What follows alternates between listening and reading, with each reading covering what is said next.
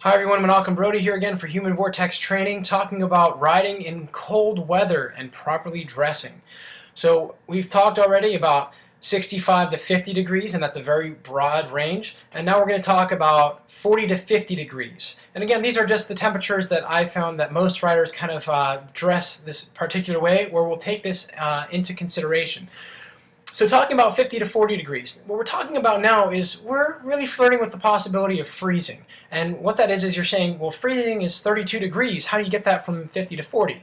When you take the ambient temperature plus your rolling speed and the fact that you're creating wind at between hopefully 17 and 23 miles an hour, depending on your riding capabilities, or 13 to 23 miles an hour, now that temperature is going to drop considerably. So it's something that we need to remember. Even at 40 degrees or 45 degrees, once you get rolling, you can literally freeze. So we want to make sure that we're keeping the wind off of the body, that we're using proper pieces of cycling equipment to help you be able to ride in the cold weather. And for me personally, I love riding in that temperature range. I love riding all the way down to 20 degrees. I know that sounds weird. Winter is my favorite time of year, aside from early spring, to ride. There's nothing like the cold, crisp air and the feeling of being out on the road when most people are stuck on their trainers. And I want to share that feeling with you because it is awesome. So we're going to talk again between 40 degrees and 50 degrees Fahrenheit, not Celsius. Okay, remember that, really important. So last time we talked about 50 to 65 degrees, and we talked about arm warmers, and we talked about knee warmers. These can be useful in this temperature range as well. Now, with that being said, with the knee warmers, what we want to take into consideration is the fact that our bib shorts for the summer are fairly light fabric, and they're almost kind of see-through. I don't know if you guys can see. Yeah, you can. So they're kind of see-through, so you think about the wind getting through there, it can be pretty cold down there, even if you're in a closed-off position. So that depends on your level of comfort, but you can get away with running a winter pair of bib shorts, and I do recommend bib shorts. Strongly recommend a pair of bib shorts as opposed to regular shorts. Again, it doesn't cut off the circulation to your gut, so it doesn't interfere with the digestion of all the good whole foods which you are going to be eating on your bike, like a peanut butter and honey sandwich, or a peanut butter and honey roll, or a banana, or some apple slices, some good healthy whole grain and whole foods on the bike. So we can ride with a nice arm warmer, with a summer jersey like we talked about last time, which we have here somewhere, a nice summer jersey, and a nice wind vest. So you can wear these couple pieces of equipment down to 40 degrees if you really want to. What I'm going to do is say you're just looking to purchase quality equipment that will help last you for a couple of years out riding in the cold. Again, we want another cycling hat. This is a temperature range. We definitely want to have a cycling hat on between 40 and 50 degrees, or something to cover your head. Head sweats are also out there. Those are incredibly popular. The whole head covers that come down to here, that'll help keep the sweat out of your eyes as well. But one of the other things that we can do is we can look at purchasing other pieces of equipment to help us along our journey here. So again, we're going to start from the inside out. So base layer. Let's talk a little bit about base layer. As we talked about 50 to 65 degree temperature range, the base layer should be moisture wicking. And it's really important to keep that in mind, because if it's not, you're going to run into some trouble here. So what I have here is I have a lighter, this is a long sleeve base layer. Again, it's moisture wicking. It comes all the way down to the sleeves. It's form fitting, really important. We want to have as tight of a fit as possible, get all that moisture away from our body, because winter riding, one of the keys is staying dry. Number one is staying warm. Number two, really important, dry and warm. Remember that, don't forget it. Because once you're getting cold and wet, once you get wet, you're going to get cold. So we want to have a light or a heavy base layer. I used to wear the Under Armour for 45 degrees, and now I wear it 40 and below because I was finding it was too heavy. But you can wear this. Obviously, you're not going to necessarily wear the arm warmers on top of that, although some people do, and that's okay. You can still thermoregulate and pull that up and down. But you want to wear a nice long sleeve base layer, and this is getting to temperature range, and I don't have mine here because I've loaned it out, but you can actually purchase a nice Castelli, Jordana, Assos. There are tons of Cannondale. The brands have a windproof front. So just like we talked about for the windproof vest, it's not quite as heavy as this, but you can get a long sleeve or short sleeve base layer that's windproof that'll help keep you warmer, and then it's a lot easier to wear the arm warmers with that. windproof base layer, and again, that is wicking that moisture away from you. So it'll have windproof in the front, and it'll be soft in the back, like normal cloth or a normal jersey, and that's what we want, because we want that sweat to go somewhere and dry away from us. So you want to have a base layer on first, either moderate or light, and that's something that's really important, because the next thing that we can do, and for me personally, between 40 and 50 degrees, I'll wear that light base layer, and then on top of that, I'll wear a nice long sleeve jersey, and you can see it's fleece. This is the About Time jersey that we have here, so something that's really nice that we can wear that's going to be warmer. And then on top of this, if it's closer to 40, I'll wear that wind vest on top of this to keep the wind off of my chest. But usually when I go out up to or down to 40 degrees, maybe 42, depending on the wind, I'll wear this with a moderate base layer up top, and that's it. The thing to be careful with is some of the jerseys, the long sleeve jerseys, will not come with pockets on the back, so keep an eye out for that.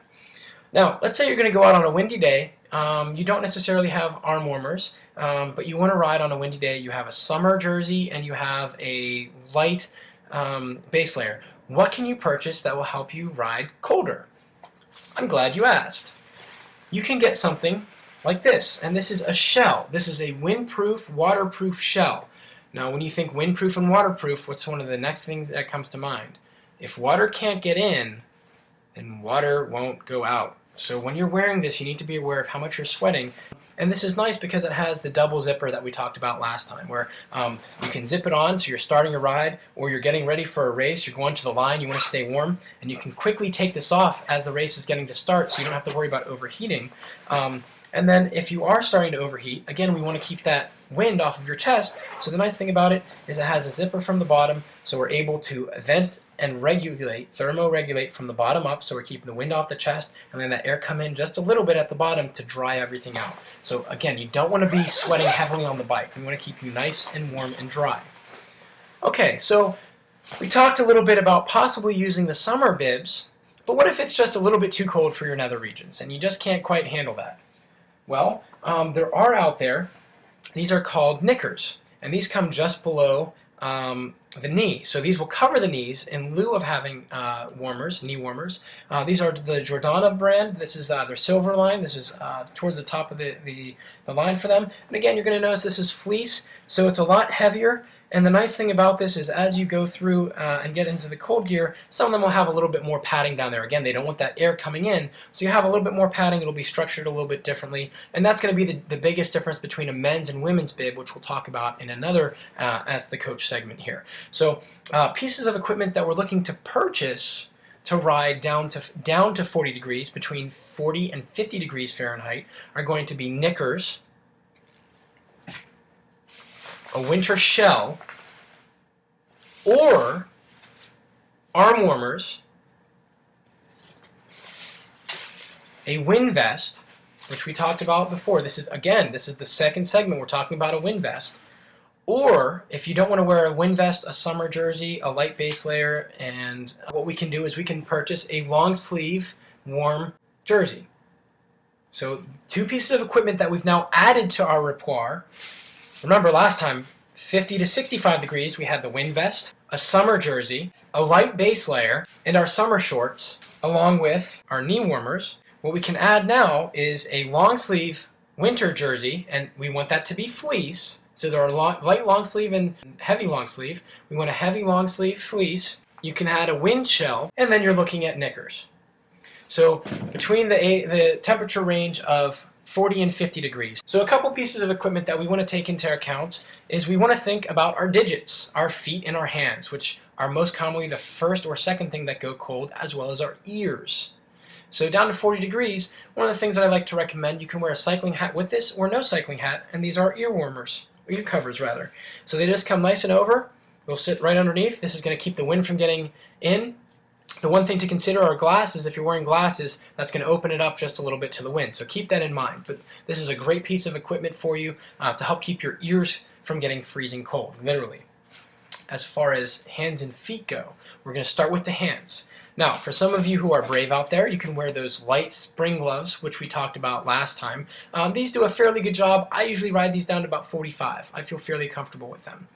However, once we get below 45, I like to have a light wind-proof glove on my hand to keep that wind off. And you can see it has the nice terry here, again, for wiping your nose. And this has a little bit of padding on each of the ends of the fingers to make sure I can keep a nice solid grip onto the bars and adjust properly. Has a little bit of a heavier Velcro at the top to help seal that off. These are nice. These are Jordana. The nice thing about these is they actually have 2 or 3 gloves that go with this that you can layer one on top of another. So there's one that goes inside of here to keep it warmer. So for now $85 or $75, I'm getting gloves all the way down to 20 degrees. But this is a windproof layer, which is really important for riding. Again, we talked about the wind between 40 and 50 degrees, the ambient temperature, but once you get rolling speed, 13 to 23 miles an hour, you can get frostbite. So important to have windproof gloves. Now, if your feet and your hands do get really cold, we can always get chemical hand and foot warmers. The place that I like to put these with caution is right inside the curvature of my finger and my thumb. So that way, I take a little piece of masking tape and stick it to the top of the glove here so it won't destroy the glove. Masking tape, not duct tape. And I put it right in that crease. So it creates a little bit of pressure, and that's right where that main vein and artery go into our hands, so that warms the blood before it even gets to the fingers. So it's a great little trick that I use. It does not affect my handling on the bike, my ability to hold the handlebars or shift gears. I have had some riders place the hand warmers up in here. The problem is then you're you loosens the grip on the handlebars, and if you hit something in the road or you need to brake, you don't have the maneuverability. So keep that in mind, hand warmers. And I generally like to open these 10 to 15 minutes before or while I'm getting dressed, so that by the time I'm ready to get out the door, they're hot because they rely on air. Once you put them in there, they don't air as much, and they won't heat up as much. So that's your fingers between 40 and 50 degrees, windproof gloves, and that's my suggestion. Now, what about our lower digits? What about our metatarsals, our feet? Again, hand warmer or toe warmer, and I'll show you where those will go on the shoe. And we can use light, these are Giordano light weight wool socks, or we can do heavy, or medium or heavy, depending on how cold your toes get. So these are specifically designed, these are Cannondale, and what these are going to do is they support the inseam of the foot just a little bit and provide a lot of warmth. These are ankle high, so keep that in mind, whereas these are lower calf high. These are almost like party socks. Now, what about for the shoe? So another piece of equipment that's really useful is we have the toe covers. So again, covering the vents. So me personally, down to 40 degrees, I'll use this. I'll put that toe warmer right inside here on top, put this on, then I'll keep my toes nice and warm. Or if it's windy and wet outside, or you want something that comes up to the ankle, you can get a windproof, water-resistant full cover, and this is the Castelli cover, which as you can see has a full zipper, comes up above the ankle, which is incredibly nice. I love these. A great piece of equipment. Again, room for the cleat to come through. So these will help keep you dry and warm in the feet. And again, I put that toe warmer right in here, pull these over top after the toe warmer has been activated. Great pieces of equipment. So again, 40 to 50 degrees. You want to think about frostbite and freezing because of the ambient temperature plus your moving speed. And remember, stay dry. We want to have a wicking base layer, and we want to keep you nice and warm. Remember, train smarter, not harder, and it's all about you.